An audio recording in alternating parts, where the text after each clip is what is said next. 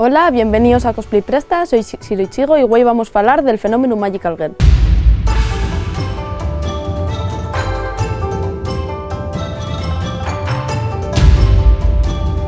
El Magical Girl es una de las vertientes más conocidas del manga y el anime. Por lo general, los protagonistas son un grupo de moces jóvenes que descubren o tienen unos poderes ocultos que usan para luchar contra algún mal que ataca al mundo. El Magical Girl más conocido, como non, es Sailor Moon,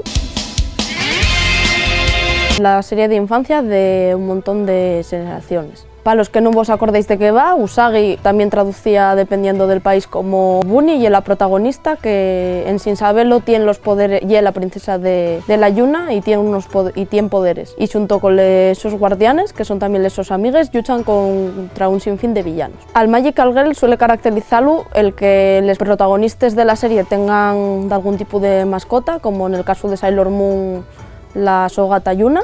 ¡Sailor Moon, no te quedes dormida! Y transformaciones a trajes bastante llamativos e historias de amor. Otra serie Magical Girl bastante conocida es Mermaid Melody Pichi Pichi Pitch, ¡Canto de sirena, arriba el telón! con la que creció la mi generación, donde los protagonistas se transformen en sirenes y canten para vencer a los peligros del océano. Danos la fuerza hoy para que...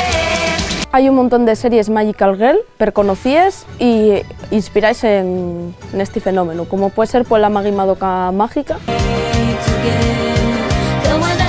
que es una serie ya con un trasfondo bastante más oscuro y un argumento más enrevesado. El Magical Girl también inspira series no asiáticas, como puede ser, sacándolo de contexto, les Wings, o incluso podríamos hablar de les Witch.